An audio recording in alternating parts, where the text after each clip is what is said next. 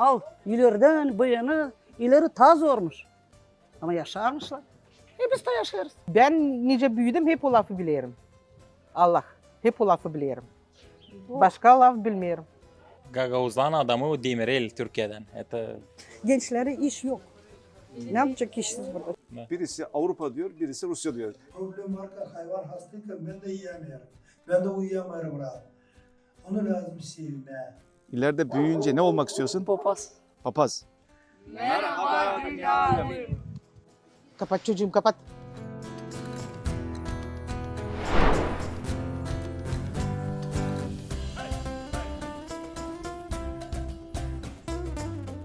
Moldova'ya bağlı Özerk tek Hristiyan Türk devleti Gagavuzya'dan dünya alem herkese merhaba. Yaklaşık 1000 yıldır Hristiyan olmalarına rağmen özbenliklerinden hiçbir şey kaybetmeyen Türk boylarından Gagavuzlar, Gökoğuzlar. Bu coğrafyada ise yaklaşık 200 yıldır kendilerinden başka Türkçe konuşan olmadığı bu yerlerde asimile olmadan Gagavuzlar Türk kimliklerini koruyabilmişler. Peki biz Gagavuzları ne kadar tanıyoruz?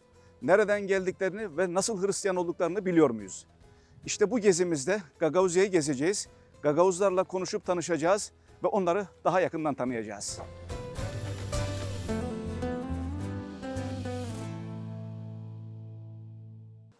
Gagavuzya'da Çadır şehrinde bir pazara geldik. Şimdi pazar yerini gezeceğiz.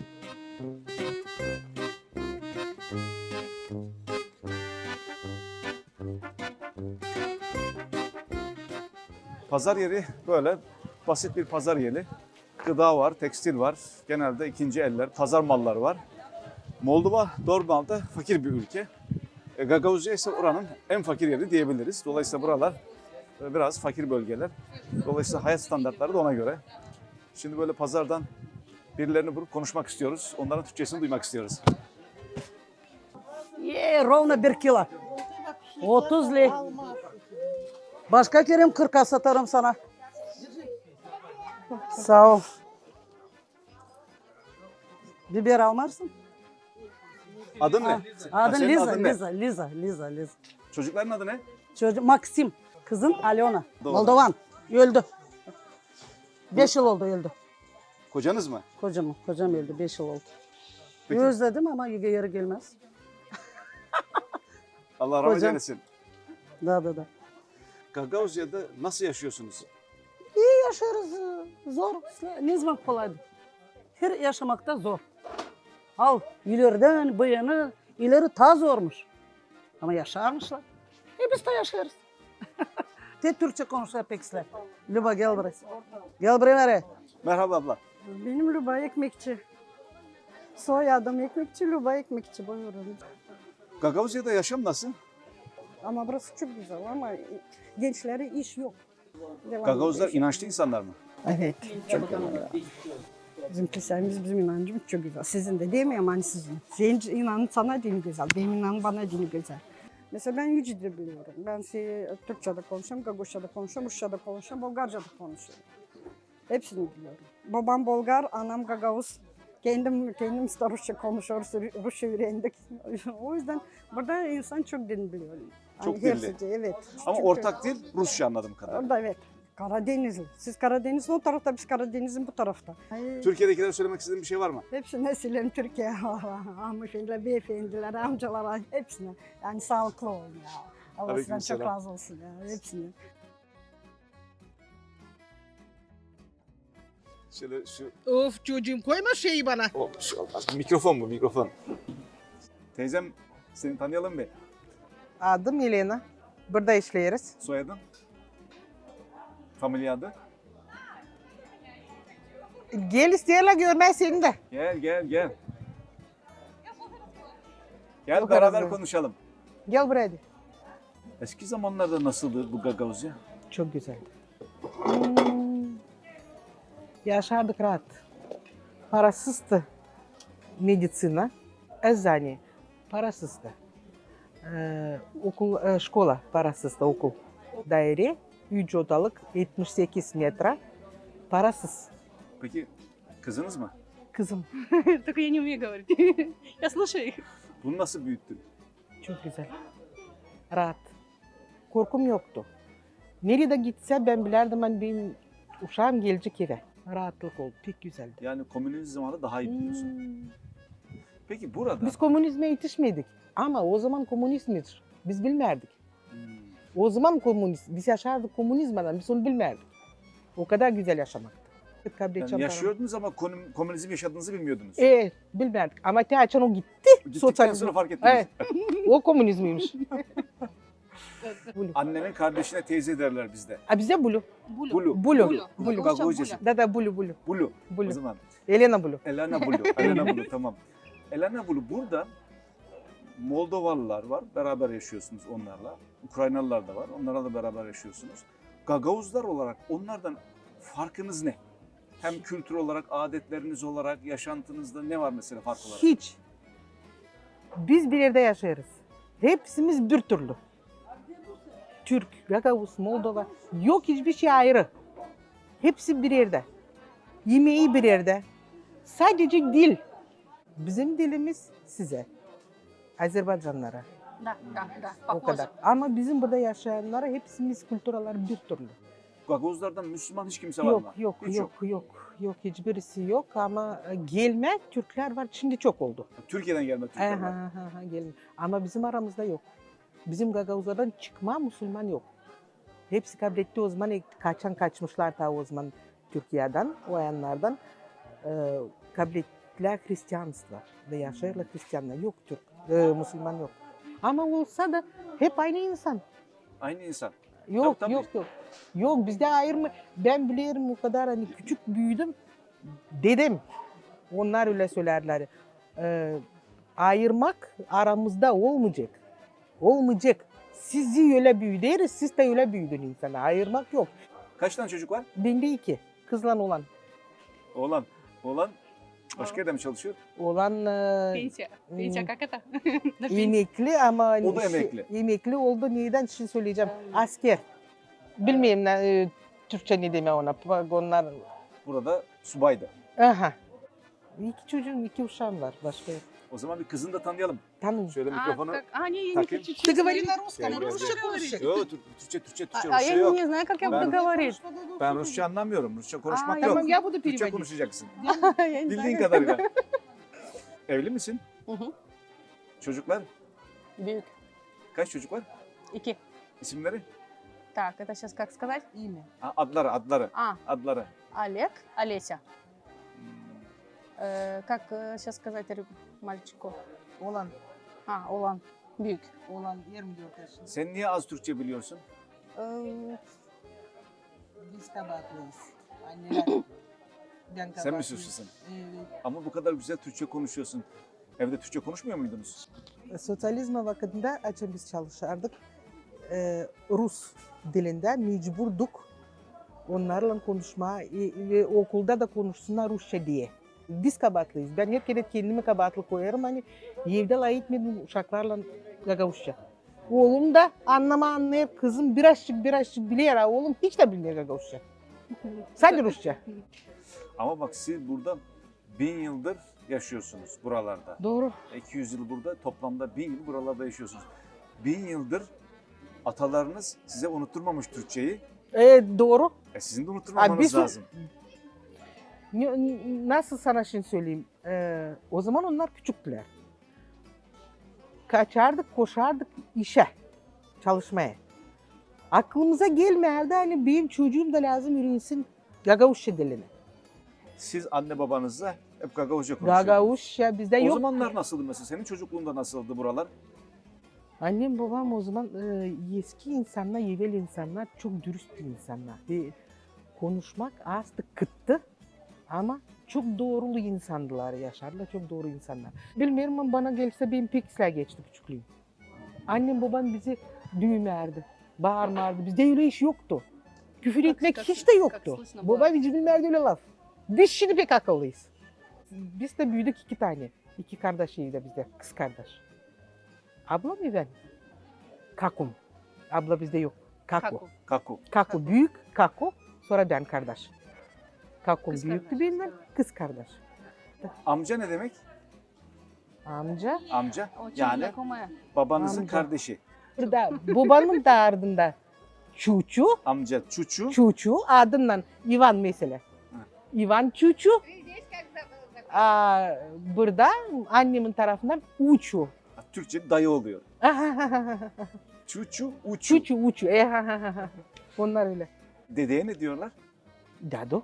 Dedo. Dado. Dedo. Dado. Şimdi benim yine dikkatimi çeken bir şey. Mesela Allah razı olsun, Allah rahmet eylesin. Mabet, rahmet. Bunun gibi mesela Müslümanların çok kullandığı kelimeler bunlar. Normal mesela Hristiyanlar bunları kullanmıyorlar. Mesela siz Muhabbet bizde yok öyle kelime. dumnezeo Aşağı demiyorsunuz. Yok. Seni küfür ederler dumnezeo var. Seni küfür der dumnezeo ne yok. Bizde bu iş yok. O da doğru bir şey değil tabii. O doğru bir şey. Tabii değil, tabii değil. Ama ilginç yani. Burada mesela Romenler dumnezeo diyorlar. Hı. Ama siz Allah diyorsunuz. Veya Ruslar ne diyorlar? Bok. Бог. Bok. Boh. Bok. Boh. Bok. Fakat siz Allah diyorsunuz. Bu Hı. nereden gelmiş? Ben nice büyüdüm hep o lafı bilirim. Allah. Hep o lafı bilirim. Başka laf bilmiyorum. Dumnezeo kullanmıyorsunuz. Yok. Nerede kullanılıyor? Moldovanlar. Moldovanlar kullanıyor. Moldovanlar. Да, у них там такое. Да. Onlarda var, bizde yok o. Biz Gagavuzlar Allah. Dualarınızı Türkçe mi yapıyorsunuz Gagavuzca. kilisede? Gagavuzca yaparlar. Her bir kiliselerde Da, dua da. olur Gagavuzca. Есть. И на русском Her bir тоже. Gagavuz yerinde Sirek'te olur Rusça'da. Sirek'te Нет, ama тоже Gagavuzca. он и так, и Sirek так. olayı kızım Gagavuzca, Rusça. Peki sen Avrupa'ya mı gitmek istersin, Rusya'ya mı? Ой, я хочу здесь. Да, Burada kalmak istiyorsun. да. Заработки. Peki senin için Rusya mı daha iyi, Avrupa mı daha iyi? Рус. Rusya tarafındasın. Да. Европа. Evet, gördüğünüz gibi kızı konuşuyor, anası tercüme ediyor. Просто ne yapayım? Kabahatlıyım. Ne yapayım? Kendim kabahatlıyım. Üretmedim çocuklarımı layık etsinler Gagavuzca. Kocanızla ama Türkçe Burada konuşuyorsunuz. kocam. Öyle mi? Nerede? А, он Степа. не будет, он... Tabii Öyle gelsin bir bilmiyorum. tanışalım ya. Yok bırak. Gelmez Öyle mi? işte gelmez. Gelmez diyorsun. Нет. Geliyor özlemişler seni de baksınlar. De. Gel gel. Düdüğünü kıracağım ya seni. Не кричи. Akrabalarınız da var mı Türkiye'de? Yok. Yok. Peki yemeklerinizde en çok mesela yaptığınız yemek ne? Böyle özel bir yemeğiniz var mı Gagavuzların? Сейчас, Ya сейчас. kuzudan kavurma. Kavurma. Каурма. Каурма, да. Çok güzel oluyor. Ona dil su dökme kavurar kana şarap dökeriz. Öyle bir şey oluyor. Каурма еще есть у нас вот такая вот, тоже сейчас покажу там. Bizde iki türlü kavurma var. Bir Tito'daki masada, Tito'ka insanın yanında. Вот O оранжевая oluyor. такая. Вот там уже. Peçete üstündeki buradaki var. Donmuş Turuncu bir şeyler. Donmuş kavurma, Aha, soğuk kavurma. aha, Da, da, o da, da. kavurma donmuş oluyor. Sıcak kavurma pişiririz büyük kazanda. Kazan. Kazan doğru. Çavun, bizde çavun diyorlar. И казан тоже говорят. Kazan Rusça. Rusça değil, bilmiyorum ben kazan. В общем, Çavunda, büyük çavunda yekler koyarız. Ayır kavururuz. Çok güzel oluyor. Ama yok koyunum. Açan büyük yoğurtlarımız olur. Bizim lazım olsun sofrada. Kavurma, paça, mam yapardı benim ta. Sarma. Sizde dolma. а долма у них, Dolma. да. Sarma lazım olsun. Hem bitkiden tatlı. O zaman ben küçükken mam yapardı bize sütlü pirinç. А у них тоже есть. Sütlaç. Aha. Ага, у них Am Türk yoktu burada. Siz de başladınız gelmeye 90. yıldan bu yana. O zaman bizim aramızda da başladı Türk kelimeler, Türk laflar gelmeye araya. Bizim komşular geldiydiler bize. Taman çekettiler Türk geldiydi. Hatta Demirel. O yıldan sonra başladı Türkler gelmeye. Sana Şu an burada mutlu musun? çocukların yanında bana başka bir şey lazım. Mutluyum çok. Şükür Allah'a dünkü düne hepsi sağ.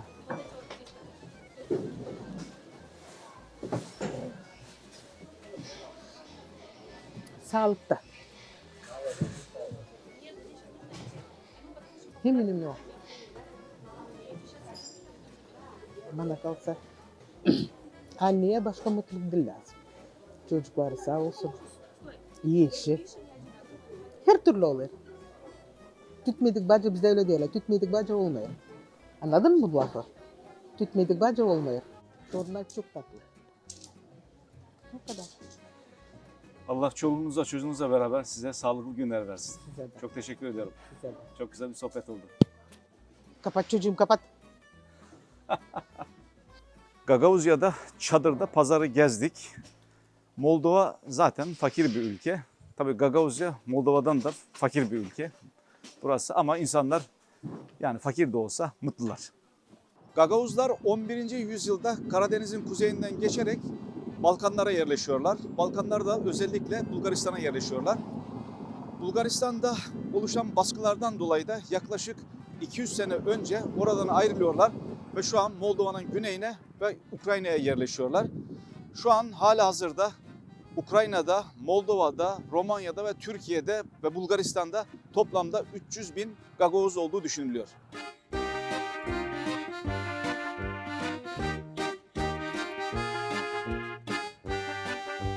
Siz ne yapıyorsunuz? Burada nasıl Gagavuz gençleri ne yapıyorlar? Nasıl ne yapıyorlar? Çalışıyorlar. Niye çalışmadığına yok yemek? Peki niye Avrupa'ya gitmediniz veya Rusya'ya? Nereye? Rusya'ya mı? Hep öyle diyorlar, oralara gitti diyorlar. Kardeşlerimiz orada. Var orada kardeşlerimiz. Nerede? Yaşıyorlar. Moskova'da. Moskova'da. Yanında. Peki sen gitmek istersen Moskova'ya mı Avrupa'ya mı gitmek istersin? Var iş burada da yerinde. Tabi burası en güzeli. En güzel. Ama gitmek istesen nereye gidersin? Taş yerinde ağır çekermiş. Gagavuş öyle diyorlar. O işin bize burada yeter. İş yeter hepsi. Ne iş yapıyorsun burada? Panerde çalışıyorum. Tükeyin. İsim neydi? Adın neydi? Slayık. Hani familya adı. Ha. Kambur. Kambur. Hı hı. Kambur. Kambur. İsim? Kamburum yok. Kambur. Ama böyle çalışarsa çıkacak abi. Nasıl? Böyle çalışarsa çıkacak kamburu da. Az kaldı. Çok işleyiz burada. Çok işleyiz. Bir dakika şimdi. Sen buna çok çalışıyor dedin. Yok, Çalışmaktan o kamburu bana çok bakınca çalışıyor. o az çalışıyor. Ben daha fazla çalışıyorum. Fizik iş onda büyük. Getir, kes, sat, kıy, Hayvan. çıkar kemikten. Kasap mı? Tabii abi. 17 sene çalışıyorum. Peki buraların etleri nasıl? Abi çok gönderdik Türkiye'de eğitim buradan. Çok iyi abi. Canlı mı yoksa cansız mı? Yok cansız. Gagavuzlar kavurmayı çok seviyorlar herhalde. Tabii abi. Kime sorsam Kavurma yapıyoruz diyor. abi, kavurma da yapıyoruz. Her zaman kavurma da. O bizim ilk yemeğimiz, o dedeleden kaldı. Kavurma. Çok güzel, çok tatlı.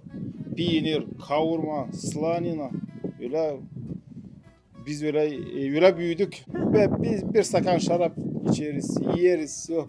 Gideriz çalışma abi. Etle yeriz diyorsun. Tamam. No, Avrupa'da gittik abi. Çalıştım Almanya'da. 5,5 ay çalıştım. Ben Rusya'da da çalıştım. 7 sene. No, Almanya biraz tabii Daha iyi. sevdim. Gittin, çalıştın, yedin ekmek, yattın, dinlenirsin abi. Vakitin geldi, yeni işe gidersin. Robot. Bir şey düşünmeysin. Para vereceğini hepsi canım. Orada robottu. Yokunca Rusya'dan sağ olsun. Yokunca. Gittim Almanya'ya. Şimdi bak. İlk bahşiş aldım. İlk araba aldım. İkinciyi aldım. İkinci araba aldım. Çok güzel abi. Çok güzel. Gene kavalcı Kambur. Slavik Kambur. Şimdi tabii kavalcı diyor ki ben Almanya'da yaşadım. Almanya güzel. Fakat Kambur sen diyor Almanya'da robottun.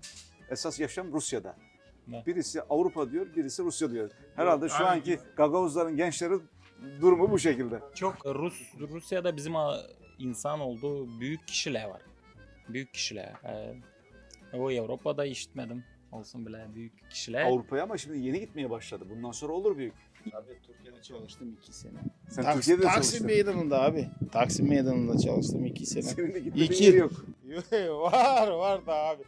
Taksim meydanında çalıştım 2 sene. Sizin için Türkiye'deki en önemli siyasi lider kim? Gagavuz'dan adamı o Demirel Türkiye'den. O historiada o var taş anmak, taşı duruyor Komrat'ta. Aliye'de Demirel o büyük adam Gagavuzya'dan. O pek büyük. Allah rahmet eylesin. O Türkiye için de çok değerli bir insandı. Gagavuzca Azerbaycan ve Türkiye Türkçesine çok yakın. Fakat tabi dilin içerisinde Rusçadan, Bulgarcadan ve Romanca'dan çok kelime geçmiş. İsimlerine ilk olarak 1817 yılında Rusya'da nüfus sayımında rastlanan Gagavuzların isimlerin nereden geldiği ile ilgili birçok rivayet var. Bunlardan en yaygın olanı Gök Oğuzlar yani Oğuzlardan geldiği. Oğuz da demek, bu arada parantez olarak söylemiş olayım, öküz demek. Fakat bunun da dışında farklı fikirler, farklı görüşler de var. Onlardan bir tanesi de Gagavuz isminin Selçuklu Sultanı İzzettin Keykaus'tan geldiğini söyleyenler de var. Hatta bunu söyleyenlerin başında ünlü tarihçi Kemal Karpat ve Halil İnancık da bulunuyor. Gagavuzya'da çok güzel bir at çiftliğine geldik. Şimdi çiftliğin sahibi olan Konstantin Keleşbey ile görüşeceğiz.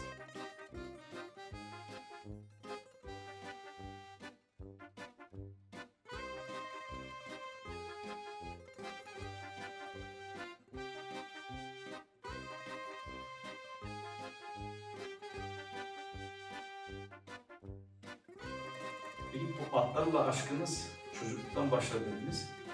Ama sizinki bir tutkuya dönüşmüş.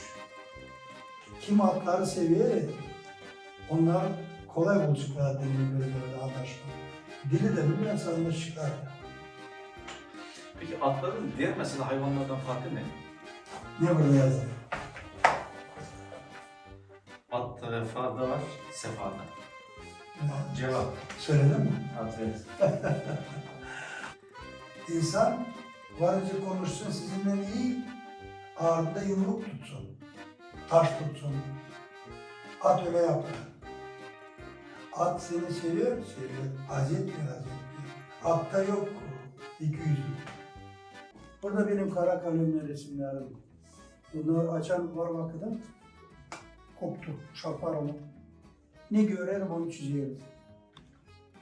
Eşek, keçi, inek. Onu tanıyorsunuz. Yavru küçük, gans, yavru.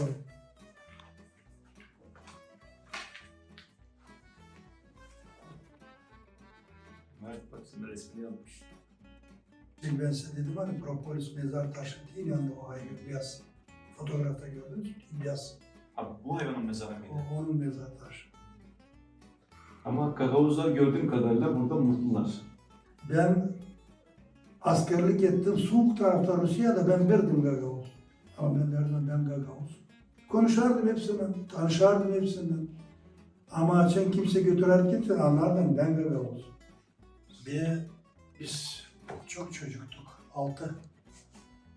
4 kız, 2 erkek. Ben en küçüktüm. Benim kapılarım var söylediler. Sen hep atların yanında. Var gördük seni, bulduk. Bulamayız, kaçınırız. Ahır içinde atta uyuyarım. Ben attan ayrılmam. O küçükten sevdim onları da büyüğünden büyüğün seviyorum. Ağırlaşmıyorum hani bu zor zanaat. Zor. Burada gece de varınca gelme, gündüz de problem varken hayvan hastayken ben de yiyemiyorum. Ben de uyuyamıyorum rahat. Onu lazım sevme. Sevme. Sevmezsin. O da iş. Taş kaldırma, koyma. Ama atlarla o başka. Burası hem at çiftliği hem atların eğitildiği böyle bir hipodrom. Onun da ötesinde at eğitiminin artık atın nasıl bir eğitim oluyorsa onun derslerinin verildiği bir okul. Bir de bunun üzerine baktığımız vakitte bir resim atölyesi gibi. Hepsinden de öte kendisi pehlivan. Her tarafında marifet yani. Sağ ol.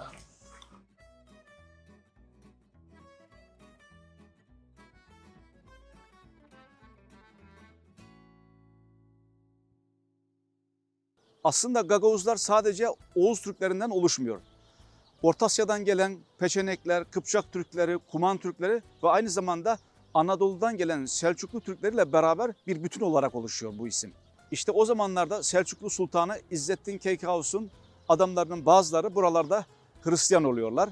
Ta 1350 yıllarına kadar bu Hristiyanlaşma devam ediyor. Hatta Orta Asya'dan Ahmet Yesevi'nin talebelerinden Sarı Saltık buraya geliyor. Burada insanları Müslüman yapmaya çalışıyor, onlara tebliğde bulunuyor. Bazıları Müslüman oluyor ama çoğu Hristiyan olarak kalıp hayatlarına öyle devam ediyorlar. Pazar günleri mi sadece burada dua oluyor? Her gün burası var. Mesela bir günde hangi vakitlerde dua oluyor? Akşam ya da gece. Kilise görevlisi bir hanımefendiyle burada geldik. Bunu gördük, konuşmuş olduk biraz. Dikkatimi o çekti. Yani hanımefendi hiçbir şekilde gözlerime bakmadı konuşma boyunca. Demek ki yani dinlerinde böyle bir öğreti var. Göz göze gelmeme herhalde erkeklerle. O şekilde kendisinden burada Gagavuzların dinini öğrenmeye çalıştık. Türklerin Gagavuzlarla tanışmasında en çok hayret ettikleri şey onların Hristiyan olması. Çünkü Türk deyince Müslüman aklımıza geliyor. Başka bir şey ilk etapta aklımıza gelmiyor. Ama bu insanlar ya Müslümanken Hristiyan olmamışlar. Hristiyanmışlar, hep Hristiyan kalmışlar. Osmanlı dönemi dahil. Dolayısıyla bunlar da Allah'ın kulları, kendi dinlerince ibadet ediyorlar. Hepimiz Allah'ın kullarıyız. Ne öğreniyorsunuz kilisede? Hizmet etme. Bir tane dua yapabilir misin? Ama Bilirim. Gagavuzca olsun. Bilirim. İyi göklerde olan bizim babamız, ko yazlansın, senin adın ko gelsin, senin padişahlığın ko olsun, senin istediğin hemerde de nice gökte. Her günkü ekmeğimizi bize bugün ver. Hem başla bize bizim borçlarımızı nice bir sabah borçlarız bize borçlu olanlara.